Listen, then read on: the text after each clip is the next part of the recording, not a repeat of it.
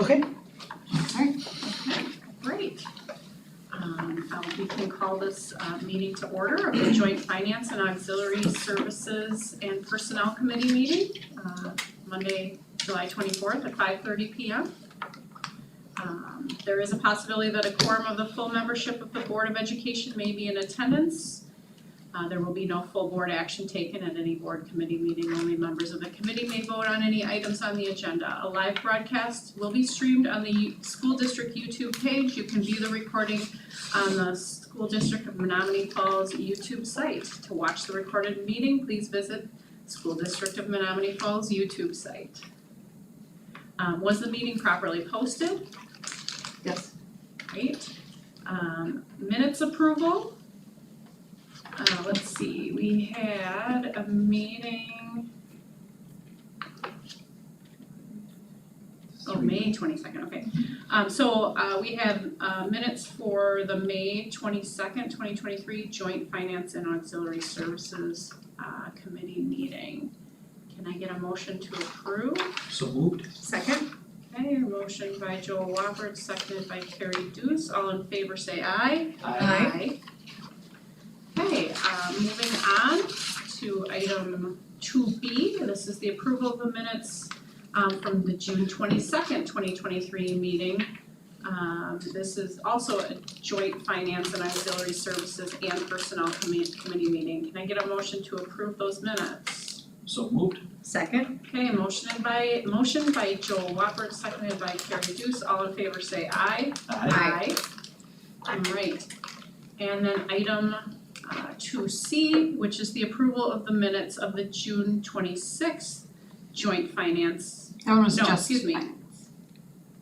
Those I think you're gonna have to table because I wasn't there and Oh. Shelley's not here. Those are both just finance, you're right, And they are just finance? just finance. Okay, so, What is July 20? so Can I still make a motion to table so since I wasn't there, right? Because we're still in You this can committee. still do Yes, things. you So- can table it. I'll make Approve them even if you're not there, but. I know it's odd, but you certainly can. So I'll make a motion to table the approval of the minutes from the June 26th, 2023 meeting. And that is just finance and auxiliary Right. services, okay, great. So we'll table that item. Okay, moving on to item 3A, we have a presentation from Ms. Caitlin Windler, Director of Finance and Operations regarding the 2023-2024 preliminary budget. All right, so we have heard this information in different formats over the last 5 or 6 months.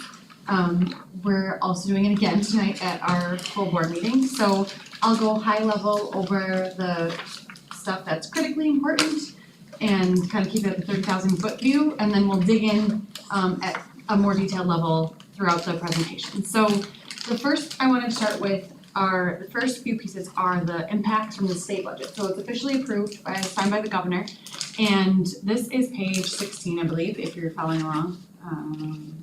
Page 16 in the attached packet. So it kind of just highlights some of the key assumptions and then the changes from the prior year. So I'll go through 16 and 17 and then we'll go back up to the top. So from the state approved a $325 per pupil increase in the revenue limit formula. So we have been using a $300 per pupil increase in the revenue limit formula for both years.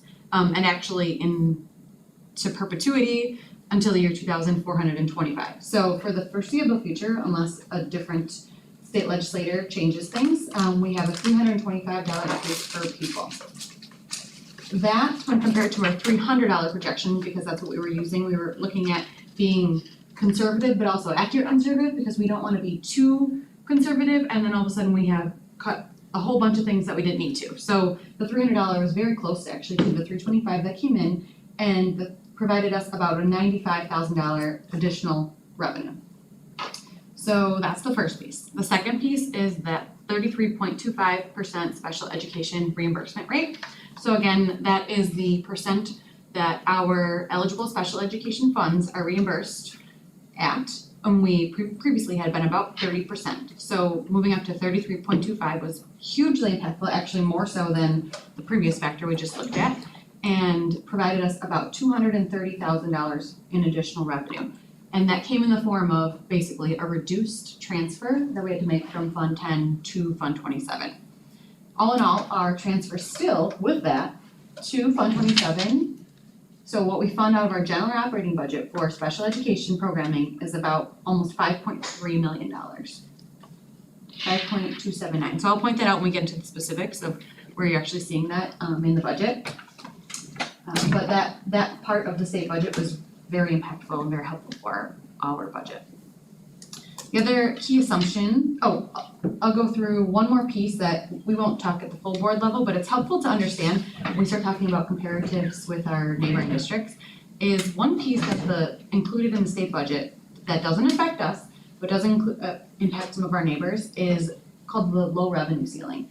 And basically, if we think about our revenue limit formula as our resident members times our per pupil amount equals our revenue limit authority, that revenue per pupil amount, if you're under 11,000, what the state legislature did was raised that low number to be 11,000. So there are some districts in our area that were in the $10,300 or $10,400 range, meaning they actually got $600 per pupil instead of just $325.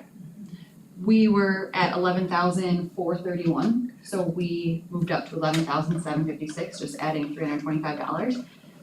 But some of those area districts, and some of them are close, we've got a Germantown, we've got a Waukesha, who received more than the $325. So they were working on a balanced budget at their lower per pupil number, and now they just got more money. So that'll just be helpful when we think about long-term in terms of salaries and being competitive in the long run. That's an important thing to just keep in the back of our minds, that some districts are actually receiving now more than that $325.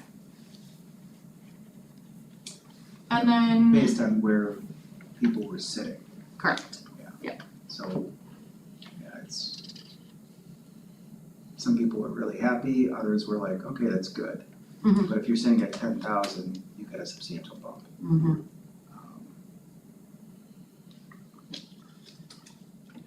And then another key piece now, moving over to the expense side in our budget, is the 4% wage increase across all employee groups for returning employees. So that is really exciting that we're able to have this discussion. And a key part of that was this increase in the state budget that is a little higher than we were planning on. And then this page in the budget packet just goes through some of the highlights in terms of changes from the year before, 22-23 to the 23-24 budget. A lot of these were difficult conversations with our divisions and really focusing on the necessities over what we want to do, so focusing on needs over wants. And then of course we see a significant portion of that was the work to begin aligning our staff within our optimal class size ranges, which was again significant and difficult and challenging, but the largest portion of it is salaries and benefits. So when we talk about priorities and needing to compensate our staff appropriately, we also have to align our staffing with our enrollment projections so that we can balance all of those things. So the increase for staff at 4%, I know we talked about this, that's pretty close to Oh, the yes, thank you average for for bringing the area. Mhm. You and I had the discussion. So the average, I'm glad you said that. The average for the area in Waukesha County is 4.3%. And that's not all final. Some districts are still working on finalizing their salary increases, but that's where we're looking right now. So there are a couple districts that were in the 3s. There's one district at a 6.5 that's bringing the average way up, but the majority are at 4, 4.5 or 5. Who was the 6'5"? Glendale River Hills. One So school town. And what was Sussex and Germantown? Oh, you probably don't have Germantown, do you? Germantown's on here at 4.5. Okay. Sussex is 5.16. I thought that was a good document. I know when we talked about it, and it's still not finalized, meaning this is still, some people are still negotiating, it's not decisions that are final, but that's a good sheet Mm-hmm. that it, you know. Yeah, we're competitive with that 4, which is very important, especially as we get to our next agenda item. Yeah. I won't go through in any additional detail, but any questions on some of these big items? So then another key piece of our budget, and if following on the packet, this is page 17, is the use of our final ESSER funding. So the 23-24 budget includes $1.5 million, which is also the remaining amount of our ESSER funding. So we have through the 23-24 fiscal year to use it, which we are doing, so we've spread it out over the years. And I'll show you too where that's reflected in the budget as we look at actual numbers. And this is where we see, we've talked about into the future in the 24-25 year, why we see a fiscal cliff is because we are supplanting, we're using one-time $1.5 million fund worth of funds for ongoing expenses. So we've talked about that a lot and this is not the first time. So we are already in conversations about how we're gonna start that work early to make sure that we can balance our budget for 24-25 and going forward. Just keep in mind when you're talking tonight, that's the first time the public's hearing it. So just keep that in your head as during your presentation. Yeah, I think it's an important point that ESSER funding, COVID money, federal money, it's similar to fund balance, that it's one-time money, you spend it, it's gone. You know, my review, and we've had these discussions, is that I think you articulated it correctly, like right on the head, that COVID money is being used for recurring expenses. So that's gonna require some decisions. Mhm. But I think one important point is the budget settled well for the school district of Menominee Falls at the state level because the gap would have been 1.8 million, right? Without the 325? Yes. Mhm. I mean, so the gap would have been, $700,000 bigger without the budget settling the way that it was. That's also very important. Mhm. But I think mill rates are important too. Mill rates have dropped in this district for multiple years, for 3 years, 4 years-ish. Yeah, just by tiny bits, but yes. I do think though, I know you gave your presentation at the annual meeting last year, and I think those numbers were a part of the fact that there would be a Yeah. fiscal cliff. Obviously, it was, Yeah. the focus was the year before, and so Right. I agree that it was there, but I'm sure that there weren't a lot of people focusing on that Right. at the time, so. Yes. And for reasons. Well, it's just like anything else though, it's like until it's right in your Mhm. face, right? Yeah. You know, people are like, oh, it'll be fine, We had other hot topics then. Yeah, I did look back after, I had a couple meetings, so I decided to look back at it and that was active. We hope to give you our full attention this coming What? Come September. on, wasn't every day for the budget? It's active. And when COVID conversations or ESSER funding conversations initially started, the thought was we'll just reduce our contingency by whatever amount the fiscal cliff is and then we'll be okay. And with costs increasing and revenue streams decreasing or remaining flat, that contingency just didn't pan out as, we expected a few years ago. So I don't think anybody could have anticipated like the inflationary costs going up as high as they have and Good point to bring up. things along those lines. So I don't think that we anticipated using it as one-time funding to be such a fiscal cliff that we couldn't back out of.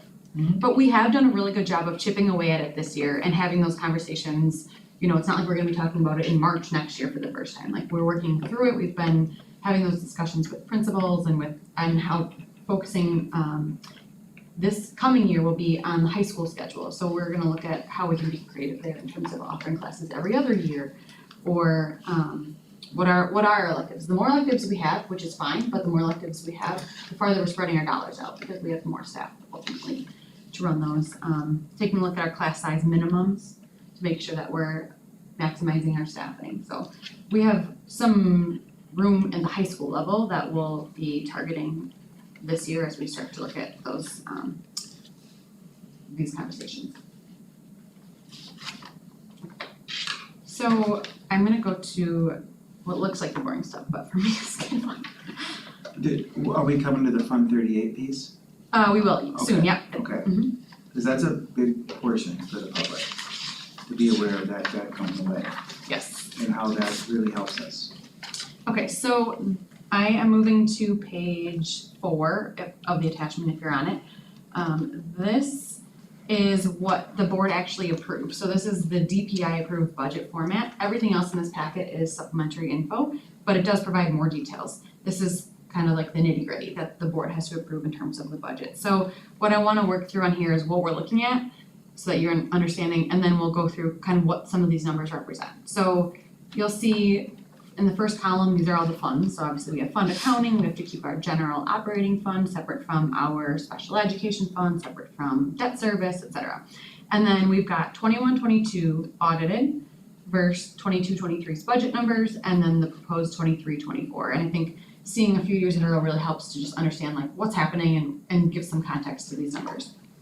So the first thing I'll point out is the beginning and ending fund balance in the general fund, or Fund 10 as we call it, is staying flat. So basically that means we have a balanced budget, and I'm very excited to be able to present 4% salary increase as possible and still have a balanced budget.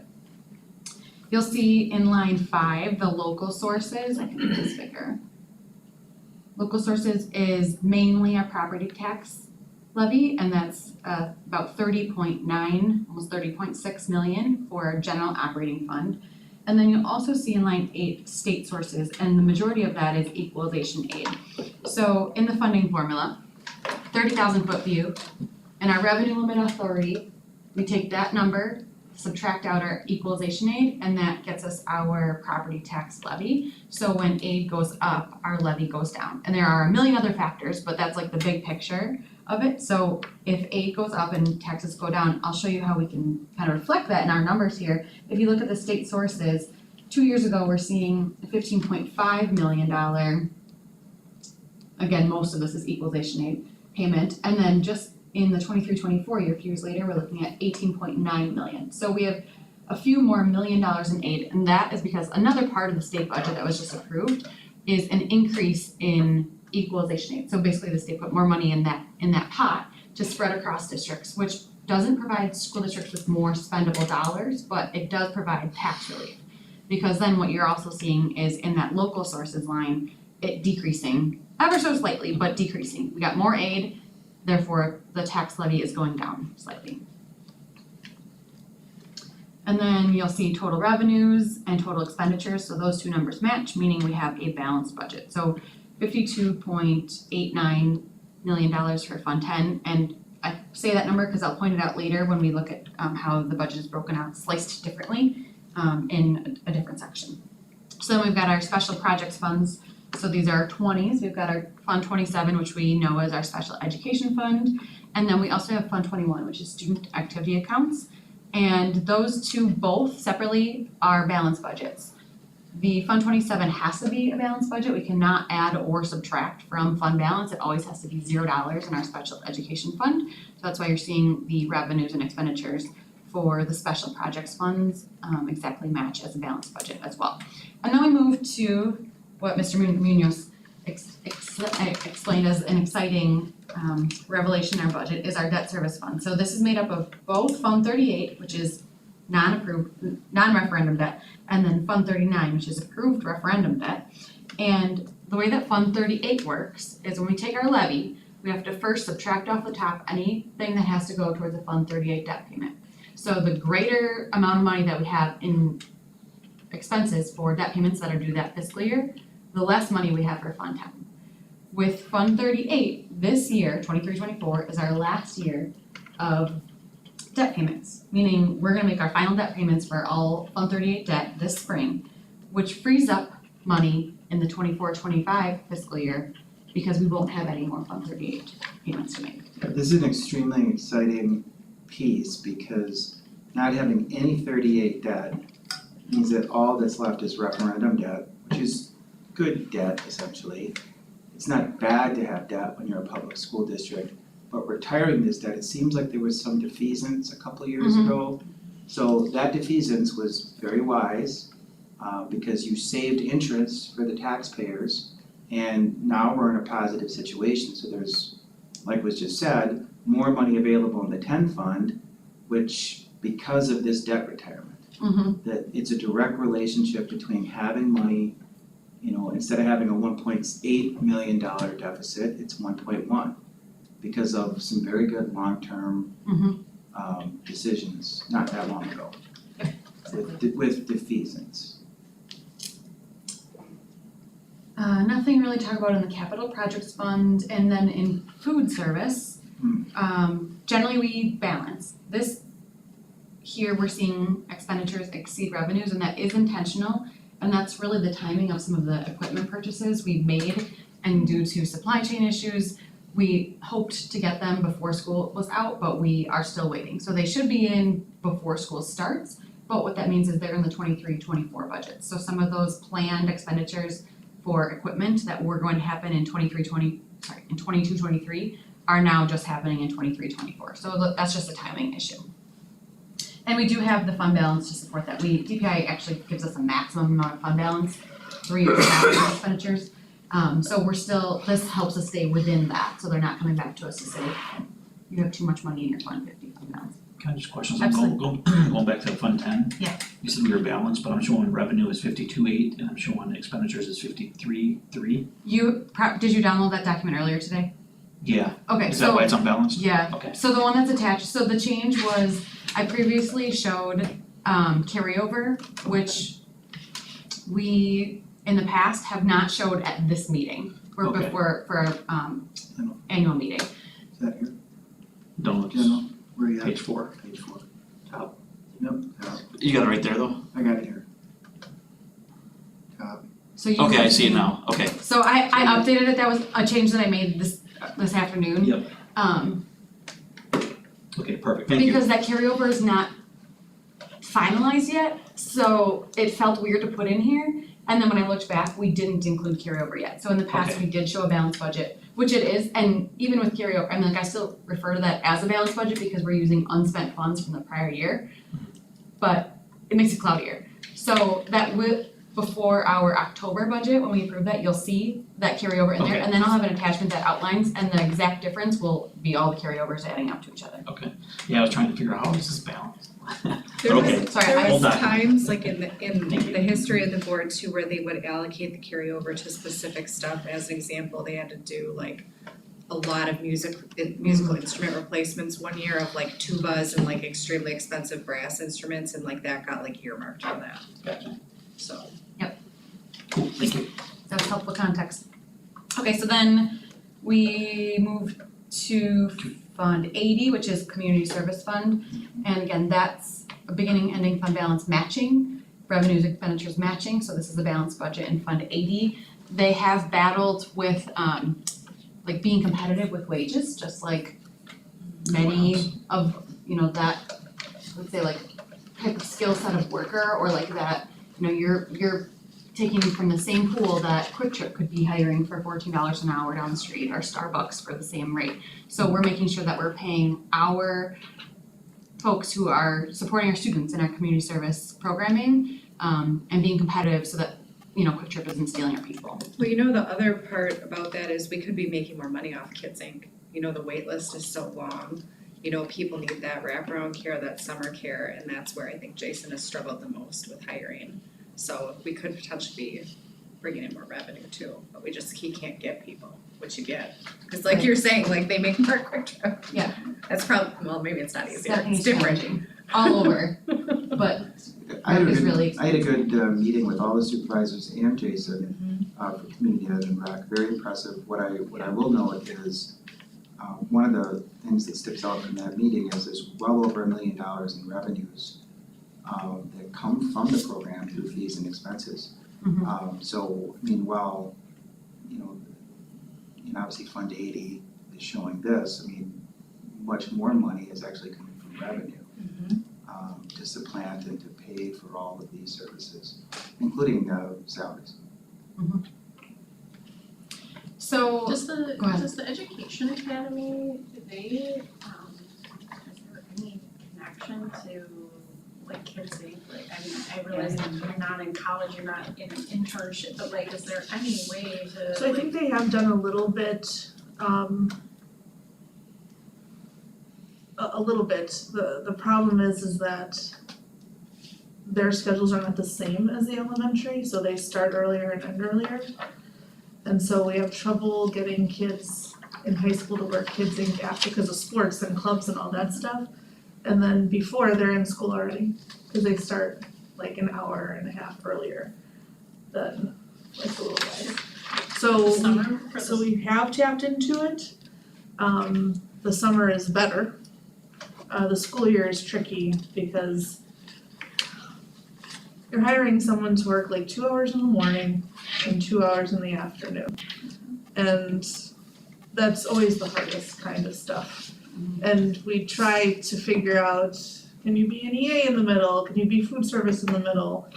And the interest doesn't seem to be there for that either. So, in the effort to be creative, it's just a very oddly niched position that is so limited yet specific in its hours. And unfortunately, our secondary schedule does not align with kids working before and after school in those programs.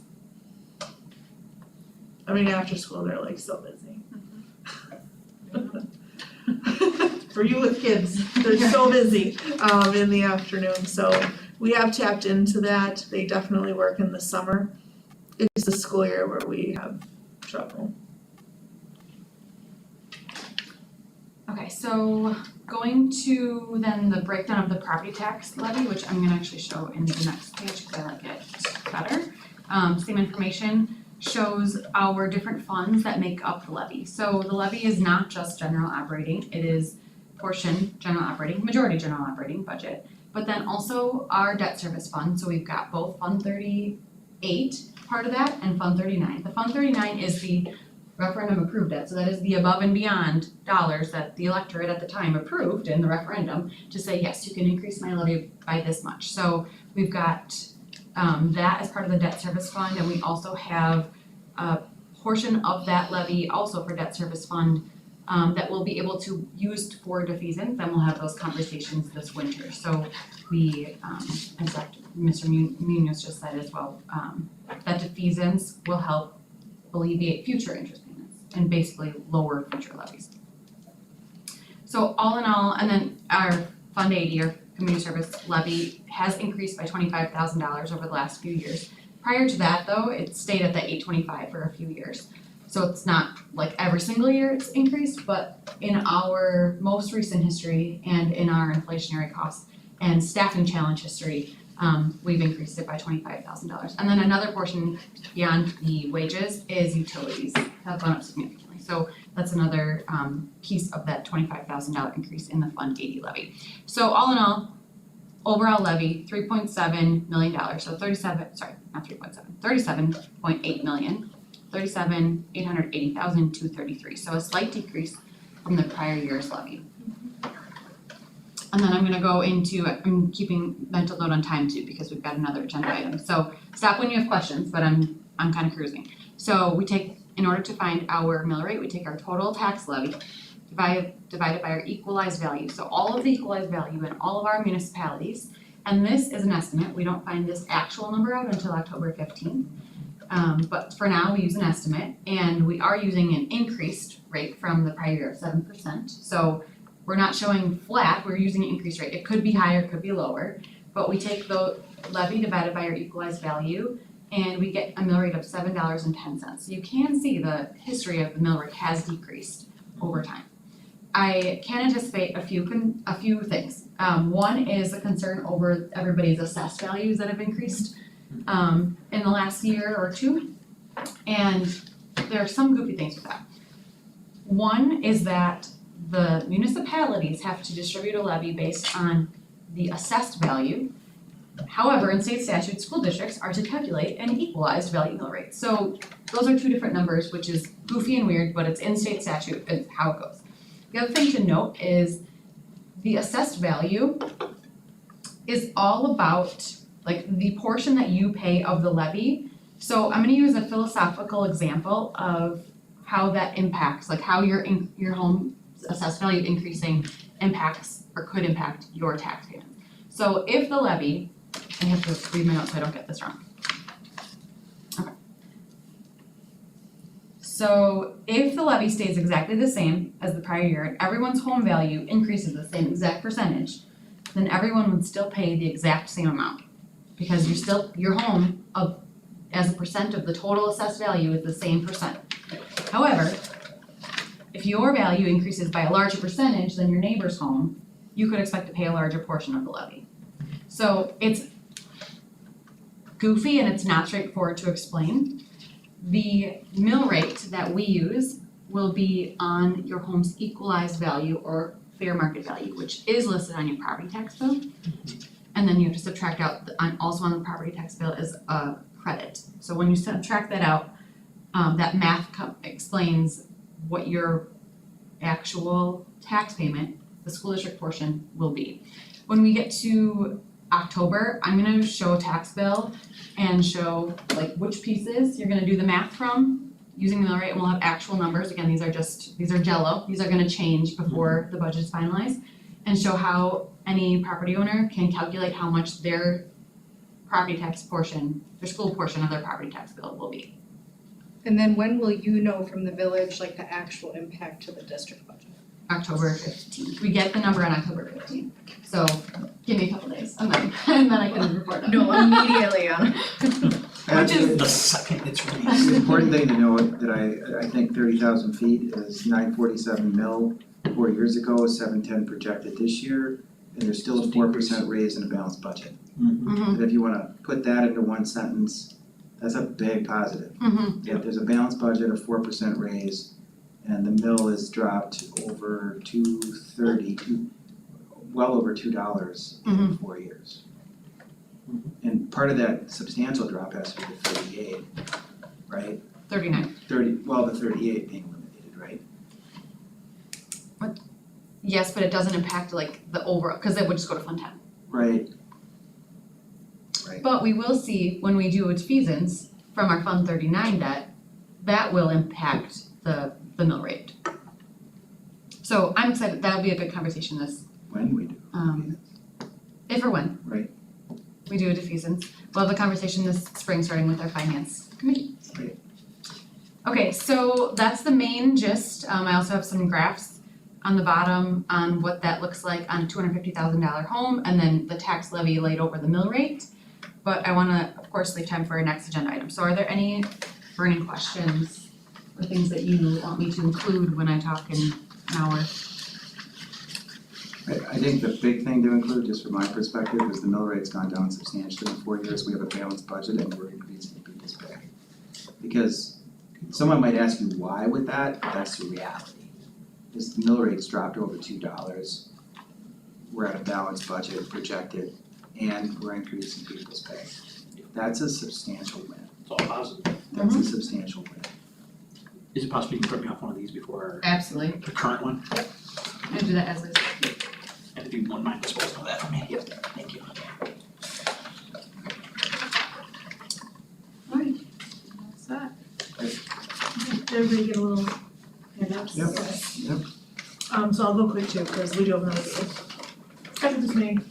Well, I just had the agenda. That's right, we still have 25 minutes, you're doing great. Okay, well, I mean, you still need to get down there. That's how everybody looks at us like, where were you? They could just walk up here. They could just walk up here, but nobody does.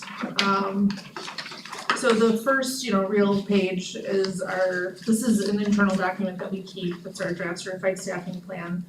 And this shows, the retirements, resignations, and then also any new FTE. So when you look down, the left-hand side and you see terming employee, you'll see some NAs. And then in the next column, you'll see new FTEs, so that's, oh yeah, I'm sorry. But I did one. You did very good job. Oh, okay. Those are new FTEs, so those are new positions, so somebody didn't leave it for it to become open. So, like I said, this is something that we use for ourselves to manage all the moves. It doesn't necessarily mean a person left. So this year so far, we've had 44 people from what I call the teacher group. And in the handbook, I define that in the appendix. But pretty much it's everybody on this sheet except the principal. So the teacher group are really all of those people who are on an individual contract and follow pretty much all the same teacher rules and calendars and whatnot that are out there. Even though I have another one. Oh, that's okay. So everybody has, okay. So 44 from the teacher group, and then, an area that I've been paying a little bit of attention to is 22 people from what I call our specialized services. So that's OT, speech, school psych, social work, counselor, special ed teacher. And it's just a little higher than I'd care to see because quite honestly, those are the really hard to fill ones. And so I mean, no disrespect to a regular ed elementary school teacher, but there's way more people with that licensure out there to hire than these licensures out there to hire. So I pulled our sheet from last year, and we had 24, and actually the one I pulled from last year was September, so it really truly was like the whole summer. Right now, we're still only, this was as of today. So as of September of the last school year, we had 24 from the teacher group leave us, and 7 of those were specialized services. So we have definitely seen an uptick, and it's like getting close to double. Like it's not quite double, but it's like almost double. So we're trying to pay attention to that and the whys. Now, the good news is that as you move to the right, you will see a lot of names in that second to last column. And those names are the people who are thrilled and happy to be joining us, and we're gonna be welcoming at the start of the school year. And so we have actually made some good progress, and we still have interviews happening all the time as we work through this. So we are still remaining hopeful that we will see everything filled. But unfortunately, things start really creeping into those last days of August where we're trying to get those last few folks in, but we have made a lot of progress. But definitely, I think once we hit September, we'll for sure wanna be diving in even more closely to everything, if not at an August meeting. Am I reading there at 13 vacant? Yeah, whatever says vacant and the person filling is still vacant. And I mean, some of these, quite honestly, have just happened too, so that's the other thing, is that when I brought this list last time, there were 31. So like in a month, a lot can happen. Now, this is usually when you start to see a slowing, this time of year, but yeah, so some of these, just happened last week. A special ed teacher just left us last week, so they're consistently happening, but we're also getting it posted right away, tapping into pools that we already have too. So if we already posted, for a high school special ed and there's still maybe 2 or 3 applicants there and somebody just left north, we might tap those people and say, well, we know you applied for the high school position, but any chance you're interested in middle school? We'd love to talk to you further. So there's a lot of that work going on, and I would say that principals are doing an excellent job of looking, every time there's a new applicant, they're looking, they're reaching out, they're getting to people. This is the kind of thing where we're not even waiting to get a few people, we're interviewing one-offs, as they're available, because this is the time of year when you really can't miss an opportunity, you gotta get to people ASAP. So, that's kind of that list. If you have any more questions about that list. Okay, then the next 2 pages, I made a copy of what the form is, just so you know how we got to that. So we ask every single person resigning or retiring to fill out this form, and you can kind of see there's little check boxes. So sometimes people don't wanna talk to you, or they don't write, like their little memo about the whys. But we were still kind of hoping that maybe they would check a box. So these numbers do not directly correlate to the number of people on the sheet. They can pick, we say mark all that apply. So somebody might have picked 4 and somebody else might have said, I'm not checking any. But it just kind of keeps us in line. I think they're all pretty self-explanatory. When you see health, that doesn't mean health insurance, that means their own health or the health of somebody in the family that they're taking care of. So they're usually leaving for that choice, so that's what health means.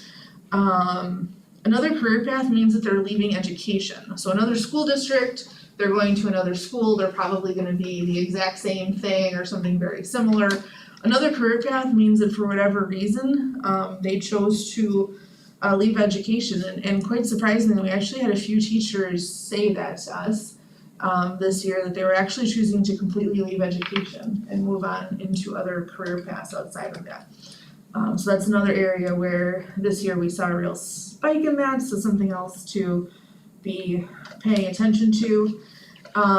When it comes to things like working conditions, that sometimes can be some of the other things too. So it's what people choose and some of the narratives that people choose to share.